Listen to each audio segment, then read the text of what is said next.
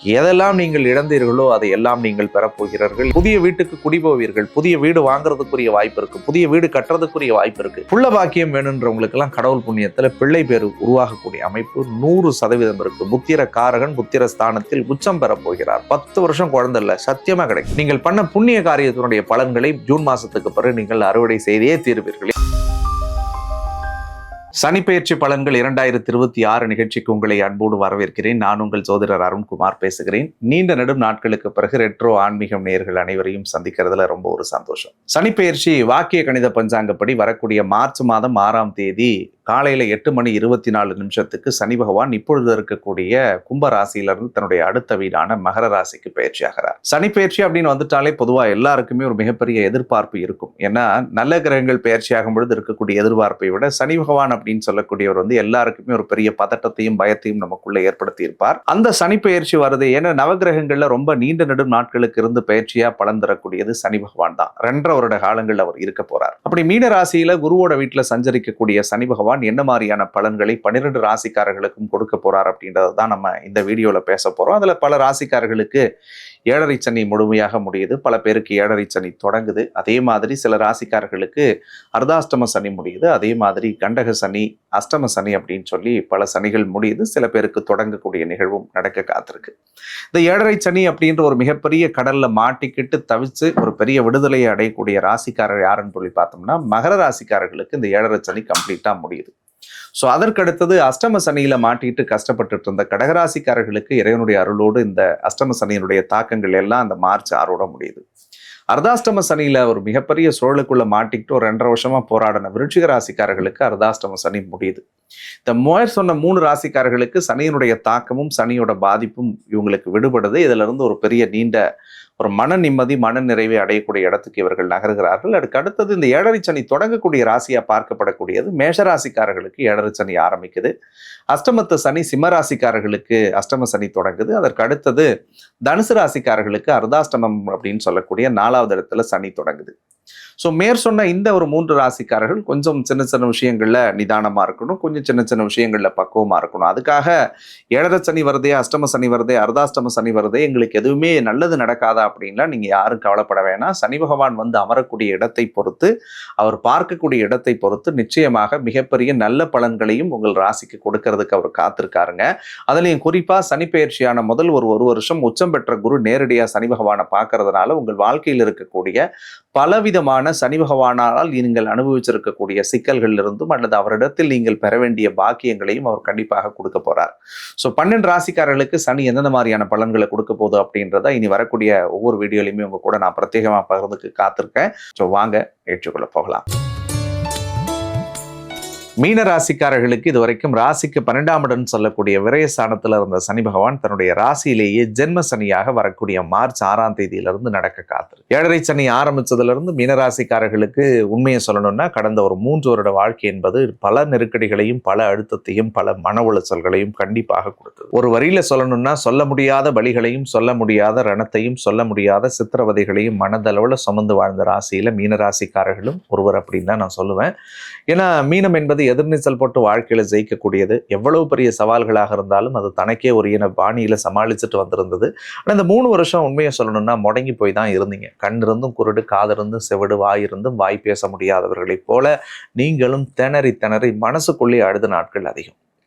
நானாவே இல்லை, இது நான் கிடையாது, என் முயற்சிகள் தோத்து போகுது, என்னுடைய எண்ணங்கள் தோத்து போகுது, என்னுடைய சிந்தனைகள் எல்லாம் மங்கி போயிருக்கு, எனக்குள்ளேயே தைரியம் இல்லாத தன்மையோட நான் வாழ்ந்துட்டு இருக்கிறேன், காத்தடிக்கக்கூடிய திசையில வாழ்க்கை போற மாதிரி போயிட்டு இருந்துச்சு அப்படின்னு நினைச்சிட்டு இருந்த உங்களுக்கெல்லாம் ஒரு மறுமலர்ச்சியை கொடுக்கக்கூடிய அடிப்படையில் தான் கடவுளுடைய அருளோடு உங்களுடைய ஜென்ம சனி உங்களுக்கு ஆரம்பிக்குதுன்னு சொல்லலாம். சிரசு சனி தலையில ஒரு பெரிய பாறையை தூக்கி வச்சா எப்படி இருக்குமோ அந்த பாரத்தை கொஞ்சம் உங்களுடைய இடுப்பு பகுதிக்கு இறக்கும் பொழுது எவ்வளவு உங்களுக்கு சுமை குறையுமோ அப்படிப்பட்ட ஒரு நிலையை இது மாற்றும். ஜென்ம சனி வருது, உடல்ல சனி வருது, உடம்பை பாதிக்கும், மனசை பாதிக்கும் அப்படின்லாம் சில பயங்கள் உங்களுக்கு இருக்கக்கூடும். கவலைப்படாதீங்க. அதுக்கு முக்கிய காரணம் உங்களுடைய ராசிநாதனான குரு பகவான் ஜூன் மாசத்துக்கு பிறகு உச்சம் அடைகிறார். ஜூன் முதல் வாரத்திலே குரு பெயர்ச்சி உச்சம் அடைஞ்சு உங்களுடைய ராசியை பார்க்கறதுனால கண்டிப்பா ஒரு பெரிய ரெஜனவேஷன் உங்களுடைய வாழ்க்கைக்கு இருக்குங்க. ஜூன் மாதத்துக்கு பிறகு மீனராசிக்கு ஒரு செகண்ட் இன்னிங்ஸ் அப்படின்னு நான் சொல்லுவேன். இந்த லாஸ்ட் ஒரு 2.5 3 இயர்ஸ், இந்த 4 இயர்ஸ்ல நீங்க பட்ட வழிகள், கஷ்டங்கள், போராட்டங்கள் அத்தனையிலும் ஒரு பெரிய வெற்றியை உங்களுக்கு கொடுக்க போறார். உடல் தெளிவடைய போதும், மனசு தெளிவடைய போதும், புது தன்னம்பிக்கை, புது தைரியம், புதுவிதமான எழுச்சியோடு நீங்கள் வாழ்க்கையில் வெற்றி பெறுவீர்கள். வெற்றி பெற்றே நிச்சயமாக தீர்வீர்கள். அதுல மாற்றுக்கிறதே இல்லை. குறிப்பா குடும்ப வாழ்க்கையில பல நெருக்கடி, சண்டை, சச்சரவு, போராட்டம், குழப்பம், நிம்மதியே இல்லாம வாழ்ந்துட்டு இருந்தோம் அப்படின்னு நினைச்ச மீனராசிக்கெல்லாம் குடும்பத்துல நிம்மதி, அமைதி, சந்தோஷத்தையும் கடவுள் கொடுக்க போறார். 3வது நபர்களால பிரச்சனைங்க, 3வது நபர்களால் நிறைய வலிங்க, 3வது நபர்கள்ட்ட பணம் கொடுத்து ஏமாந்துட்டுங்க, 3வது நபர்களால் தேவையில்லாத மனம் கசப்புகள் எனக்குள்ள வந்துகிட்டே இருந்ததுங்க. நம்பிக்கை துரோகத்தை நான் பார்த்துட்டேன். யாரை நம்புறது, யார் நல்லவங்க கெட்டவங்க கூட தெரியாம பழகினேன் அப்படின்னு சொன்ன காரங்கள்லாம் மீனராசிக்கெல்லாம் இனிமேல் மாறப்போகுது. எதெல்லாம் நீங்கள் இழந்தீர்களோ அதை எல்லாம் நீங்கள் பெறப்போகிறீர்கள். யாரால் நீங்கள் ஏமாற்றப்பட்டீர்களோ அவர்களுடைய வழிகளையும் அழிவையும் நீங்கள் கண்ணு முன்னாடி பார்ப்பீங்க. மீனராசிலாம் போதும் நீங்கள் மகாத்மாவா வாழ்ந்தது. நமக்கு கெடுதலே பண்ணாலும் அடுத்தவங்களும் நல்லா இருக்கணும்னு நினைச்சு வாழ்ந்தது தான் உங்களுக்கு மிச்சம். ஆனா அப்படி வாழ்ந்து நீங்க என்னத்தை சாதிச்சுங்க? மனசாட்சியை கேட்டு பாருங்க. எல்லாருக்கும் நல்லது செஞ்சுட்டு வழியை தாங்க நீங்க அனுபவிச்சுங்க. சிரிச்ச முகத்தோடு குழந்தை மாதிரி நீங்க வழியை தாங்கிக்கிட்டா கூட உங்க இதயம் தாங்குமா? அப்ப இந்த காலம் என்பது 4ஆம் இடத்துல குரு இருந்த காலம்லாம் வனவாசம் போலாமான்னு தோணுச்சு. இடம் மாறலாம், ஊர் மாறலாம், எல்லாம் மாறலாம், எங்கேயாவது கிளம்பி போயிடலாம்லாம் நினைச்சிட்டு இருந்தீங்க. ஆனா 5ல குரு வரும் பொழுது நிச்சயமாக நிலையான ஒரு இடத்தில் இருப்பீர்கள். புதிய வீட்டுக்கு குடி போவீர்கள். புதிய வீடு வாங்குறதுக்குரிய வாய்ப்பு இருக்கு. புதிய வீடு கட்டுறதுக்குரிய வாய்ப்பு இருக்கு. புதிய வண்டி வாகனங்கள் உங்களுக்கு சேரும். தொழில நிறைய மாற்றங்கள் வரும். புதிய தொழில் கைகூடி வரக்கூடிய அனுகூலத்தை கடவுள் ஏற்படுத்தி தருவார். பாக்கியம் வேணுன்றவங்களுக்கு எல்லாம் கடவுள் புண்ணியத்துல பிள்ளை பேரு உருவாகக்கூடிய அமைப்பு 100% இருக்கு. புத்திர காரகன் புத்திர ஸ்தானத்தில் உச்சம் பெற போகிறார். 10 வருஷம் குழந்தை இல்ல, சத்தியமா கிடைக்கும். கல்யாணம் ஆகி குழந்தை தள்ளி போகுது, நிச்சயமா கிடைக்கும். குழந்தைக்கு மருத்துவ செலவு இருந்துகிட்டு இருக்கு. குழந்தையுடைய உடல் நலத்துல, மனநலத்துல பாதிப்பு இருக்கு, சத்தியமா சரியாகும். பிள்ளைங்களுக்கு கல்யாணம் பண்ணுமா, நடக்கும். பிள்ளைங்களுக்கு ஏற்கனவே டிவோர்ஸ் ஆயிடுச்சுங்க, அடுத்த கல்யாணம் பண்ணணும்னு பார்த்துக்கிட்டு இருக்கீங்களா, சத்தியமா கூடி வரும். என் பிள்ளைக்கு ஏதாவது உடம்பு சரியில்லாமல் போயிட்டே இருக்கு, நான் மருத்துவ செலவு பண்ணிட்டு இருக்கேன், கண்டிப்பா பிள்ளைங்க உடம்பு சரியாயிடும். பிள்ளைங்க படிப்பு ஏதாவது எனக்கு நல்ல கோர்ஸ் கிடைக்கணும்னு நான் வேண்டிட்டு இருக்கேன், நிச்சயமா கிடைக்கும். உங்க குழந்தைங்க ரிலேட்டடா நீங்க எதை நினைச்சாலும் அது உங்களுக்கு சத்தியம் வெற்றி அடையும். பூர்வ புண்ணியம் வேலை செய்ய ஆரம்பிக்கும். நீங்கள் பண்ண புண்ணிய காரியத்தினுடைய பலன்களை ஜூன் மாசத்துக்கு பிறகு நீங்கள் அறுவடை செய்தே தீர்வீர்கள். ஏன்னா மீனராசி தான் நிறைய புலம்பி இருப்பீங்க. ஏன்னா நல்லது செய்யறேன், நான் நல்லது பேசுறேன், எல்லாருக்கும் நல்லது கொடுக்குறேன், எனக்கு ஏன் கடவுள் கஷ்டத்தை கொடுத்தாரு அப்படின்னு நினைச்சிருந்தீங்கல்ல. ஆனால் அந்த 5ல குரு வரும்பொழுது நீங்கள் செஞ்ச புண்ணியெல்லாம் உங்களுக்கு வேலை செய்யும். 6ல கேது, அதில் மட்டும் கொஞ்சம் கவனமா இருங்க. உடம்ப பார்த்துக்கணும் தான். ஏன்னா ராசியிலையும் சனி, 6ல கேது. ஒரு பக்கம் குரு பார்க்குது, சனி ஒன்றும் பண்ணாதுன்னு சொல்லியிருக்கேன். ஆனால் 6ல கேது, எதுவும் பண்ணக்கூடாதுன்னு நானும் வேண்டிக்கிறேன். இருந்தாலும் எலும்பு நரம்பு சம்மந்தமான விஷயத்த மட்டும் கவனமா இருக்கணும். பெருசா வராது, பயம் வரும், சின்ன சின்ன மனப்பதட்டம் இருக்கும், சின்ன சின்ன மனக்குழப்பம் வரும். இப்படி ஆயிடுமோ உடம்புக்கு, அப்படி ஆயிடுமோலாம் தோணும். அதில் மட்டும் கொஞ்சம் கவனமா இருங்களேன்.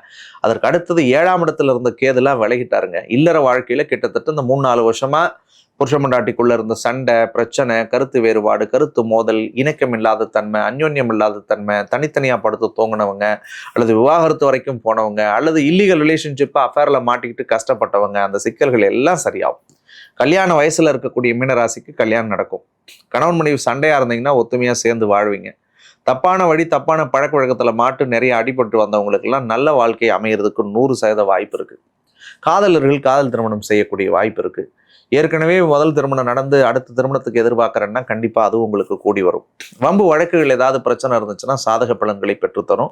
டிவோர்ஸ் கேஸ் ஏதாவது நடந்துச்சுன்னா உங்களுக்கு பாசிட்டிவான ரிசல்ட்ஸ் கடவுள் ரொம்ப சீக்கிரத்துல கொடுக்கறதுக்குரிய வாய்ப்பை ஆண்டவன் ஏற்படுத்துவார். கடன்களை விரைந்து அடைக்கக்கூடிய காலமா இருக்கும். வாங்கின கடனை கொடுப்பீங்க, கொடுக்க வேண்டிய கடன் உங்களுக்கு தானா வந்து சேரும். ஸோ இந்த மாதிரியான விஷயங்கள்லாம் உங்களுக்கு நல்ல பாசிட்டிவான விஷயத்தை ஆண்டவன் ஏற்படுத்தக்கூடியதா இருப்பார். அதே மாதிரி உங்களுடைய ஜாதகத்துக்கு தந்தை வழி உறவுகளால் இருந்த சிக்கல்கள் சரியாகும், தந்தையாருடைய உடல்நலத்தில் இருந்த சிக்கல்கள் சரியாகும். ஸோ அது எல்லாமே அவங்களுக்கு கொஞ்சம் நல்ல முன்னேற்ற பலன்களை தரும். அதில் ஏதாவது பூர்வீகத்தில் சொத்து வரணும்னா உங்களுக்கு நல்ல விதமாக பிரித்து கொடுத்து அது நல்ல ஆரோக்கியத்தோட நல்ல விஷயத்தை நீங்கள் செயல்படுத்தக்கூடிய வாய்ப்பு இருக்கு. மீனராசிக்கு 10ஆம் அதிபதி குரு உச்சம் அடைகிறதுனால கண்டிப்பா வரக்கூடிய மே மாசத்துக்கு பிறகே ஒரு புதிய பட்டம், புதிய பதவி, புதிய பொறுப்பு, புதிய புகழ் உங்களுக்கு கிடைக்கும். நீண்ட நாட்களாக நீங்கள் மனசளவில் நினைச்சிட்டு இருந்த பல காரியங்கள் உங்களுக்கு சாதக பலன்களை பெற்றுத்தரும்.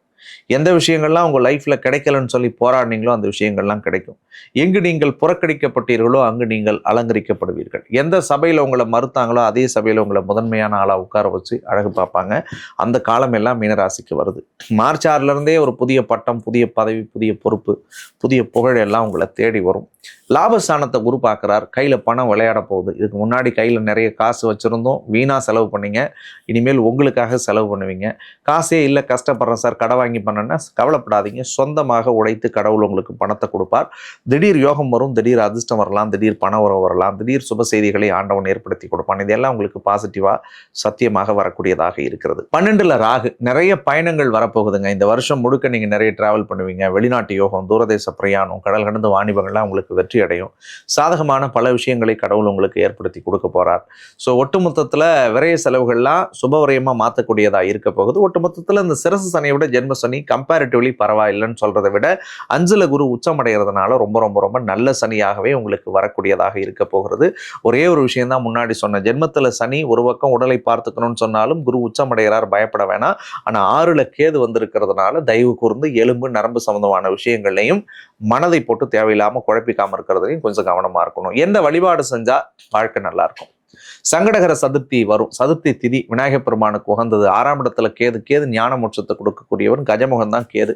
இப்போ விநாயகப் பெருமானை மனதார நீங்கள் சதுர்த்தி திதியில ஒரு கட்டு அருகம்பில் மாலை வாங்கி கொடுத்து 2 அகல் விளக்கு, பிள்ளையார் கோயில் இருந்துச்சுன்னா 2 அகல் விளக்கு பிள்ளையாருக்கு ஏற்றி ஒரு புடி அருகம்பில் மாலை அல்லது எருக்கம்பூ மாலையை பிள்ளையாருக்கு போட்டு வழிபட்டு, இறைவா எங்கள் வாழ்க்கையில் இருக்கக்கூடிய அத்தனை சங்கடத்தையும் தீர்த்து கொடுங்க கடவுளேன்னு சொல்லி மனமுருக பிரார்த்தனை செஞ்சு பிள்ளையாரை வழிபட்டுட்டு வாங்க. உங்களுடைய வாழ்க்கை மிகப்பெரிய அளவில் மேன்மை அடையக்கூடியதாக இருக்கும்.